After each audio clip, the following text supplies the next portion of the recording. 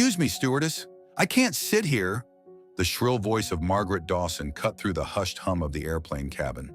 Heads turned. The flight attendant, a young woman named Claire, hurried over, concern flashing in her blue eyes. Is there a problem, ma'am? Margaret huffed, crossing her arms.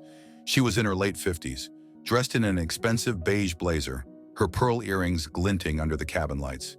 She jabbed a manicured finger toward the man sitting next to her.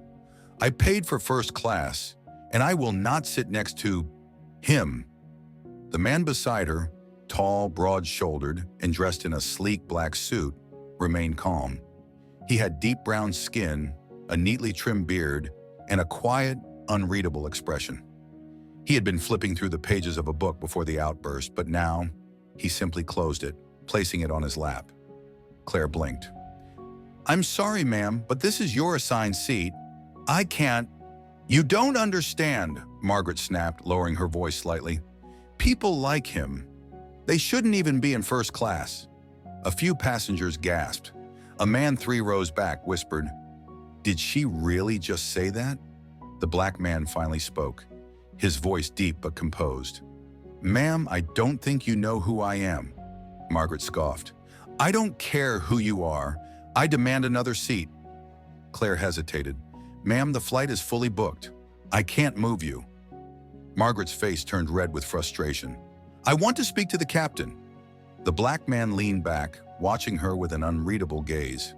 Then, as if fate itself had decided to intervene, a sudden announcement crackled over the intercom.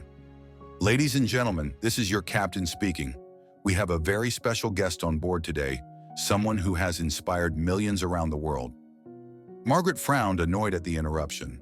But when the next words came, her heart nearly stopped.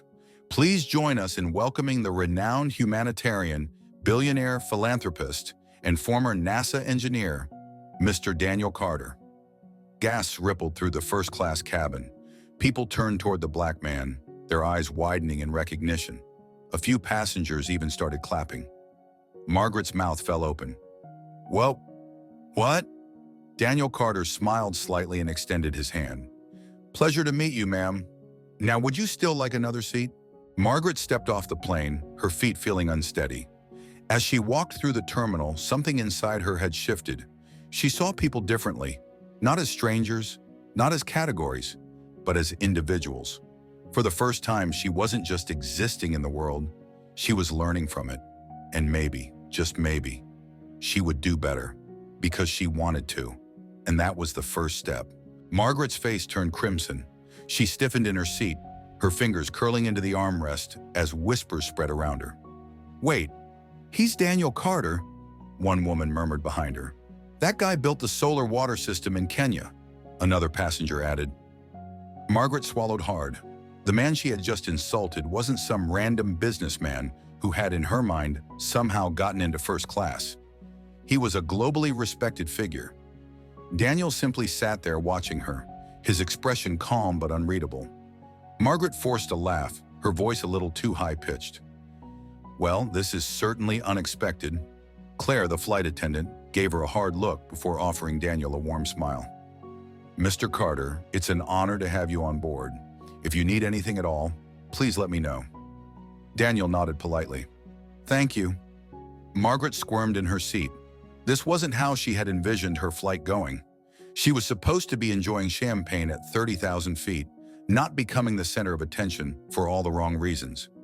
You're awfully quiet now, Daniel observed, his voice even. Margaret forced a smile. I just didn't recognize you. Daniel chuckled softly, shaking his head. And if you had, would that have changed your reaction? Her throat went dry. She had no answer. The whispers around her continued, and she felt the weight of judgment pressing down on her. People were looking at her differently now, not with admiration or respect, but with disappointment. For the first time in her life, Margaret felt small. Daniel, however, didn't seem interested in humiliating her further. Instead, he casually reopened his book, as if the entire incident was nothing more than an inconvenience to him. But Margaret couldn't move past it so easily. She had to say something. Anything. I'm not racist, you know, she blurted out. Daniel lifted his eyes from the page and arched an eyebrow. Oh, Margaret licked her lips nervously. I mean, I wasn't expecting... She stopped herself, realizing she had no good excuse. Daniel studied her for a moment, then simply turned back to his book. Margaret felt a knot tighten in her stomach. She had just made a terrible mistake, and she had a long flight ahead to sit with it. Margaret couldn't focus. The hum of the airplane, the occasional chime from the overhead speakers, everything blurred into the background as she stared at the seat in front of her. Her mind raced. How had she ended up here? A well-respected woman in her social circles, humiliated in front of an entire first-class cabin because of an ignorant assumption? She glanced at Daniel Carter, who was calmly flipping through the pages of his book. He hadn't lashed out at her, hadn't raised his voice, and yet she had never felt more judged in her entire life. Why did I react like that? She clenched her jaw. It wasn't racism. It couldn't be. Margaret grew up in a world where certain things were just understood. Her parents, both well off, had ingrained in her a belief in order. People belonged in certain spaces. It wasn't hate, she reasoned. It was just the way things were. As a child, she had watched her father refuse to do business with certain people. She had overheard conversations at dinner parties about how the world was changing too fast, and she had believed it, because that's what she was taught. She shifted uncomfortably in her seat. For the first time in a long time, she questioned whether her parents had been wrong. Margaret exhaled slowly, but surely she wasn't one of those people, was she? The kind who outright discriminated? Number that wasn't her, yet deep down something about this moment felt like a reckoning. The flight continued smoothly, but inside Margaret was anything but calm. Claire, the flight attendant, returned with a warm smile. "Would you like a drink, Mr. Carter?" "Just water, please," Daniel replied. "And for you, ma'am?" Claire's tone toward Margaret was noticeably cooler than before. Margaret hesitated. "Champagne." As Claire turned to get the drinks, Margaret found herself speaking before she could stop herself. "I'm sorry," she said, barely above a whisper. Daniel didn't react at first. He finished reading the sentence in his book, then slowly looked up. "For what?" Margaret swallowed hard. "For how I acted earlier." Daniel studied her for a moment. "Are you sorry because you regret it? Or because people saw?" Margaret flinched. The honesty of the question cut deep. She opened her mouth but had no answer. Daniel gave a small nod as if he already knew. Margaret looked down at her hands. She had never felt this exposed before, and the worst part, she wasn't sure she deserved forgiveness. Margaret turned to Daniel, unsure what to say next. But before she could fill the silence with another half-hearted apology, Daniel spoke. "You know," he said, closing his book, "there was a time when I felt like I didn't belong either." Margaret blinked. She hadn't expected that. Daniel took a slow breath, his expression distant. "I grew up in Atlanta. My mother worked 3 jobs just to put food on the table. My father," he hesitated, then shook his head, "wasn't around much." Margaret remained quiet. "I was the only black kid in my school's advanced placement classes," he continued. "Some teachers encouraged me. Others," he gave a hollow laugh. "Let's just say they made it clear I wasn't expected to succeed." Margaret's stomach twisted. "One day," Daniel continued, "I was waiting for my mother outside a fancy restaurant after a school event. I was wearing my best clothes, standing near the entrance, when a white couple walked by." His eyes darkened. They clutched their bags tighter. The woman whispered something to her husband, and they both moved to the other side of the sidewalk, like I was a threat just for being there. Margaret felt her face heat with shame. "I was 15, Daniel said softly, "and that moment stuck with me for years." Margaret swallowed hard. Daniel glanced at her. "But you know what? I used that moment. I let it fuel me. I worked twice as hard. I became a surgeon. And now," he exhaled, shaking his head with a small smile, "now, I get to be the one saving lives, sometimes even people who'd once looked down on me." Margaret couldn't breathe. This man, this brilliant, accomplished man, had every reason to resent her. But instead, he sat beside her, sharing his story without anger or malice. She had misjudged him, completely. The plane hit a small pocket of turbulence, jolting Margaret back to reality. She had spent so much of her life in her own bubble, her own world of comfort and privilege. And in just a few hours, one conversation had shattered it. She looked at Daniel, then down at her hands.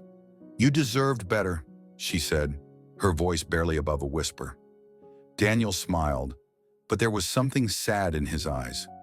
"A lot of people do." Margaret felt an unfamiliar sting in her chest. For the first time in her life, she wanted to do better. As the plane began its descent, Margaret couldn't shake the weight of Daniel's words. A flight attendant walked down the aisle, collecting trash and ensuring everyone was buckled in. When she reached Margaret's row, she smiled politely. "Ma'am, would you like anything else before we land?" Margaret glanced at Daniel, then back at the attendant. For the first time in her life, she noticed something different. The way the attendant's posture subtly shifted as she spoke to Daniel. The slight hesitation in her voice. Margaret had seen it before, in herself. "No, thank you," Margaret said before turning to Daniel. "Dr. Daniels, do you need anything?" The words felt strange, unfamiliar.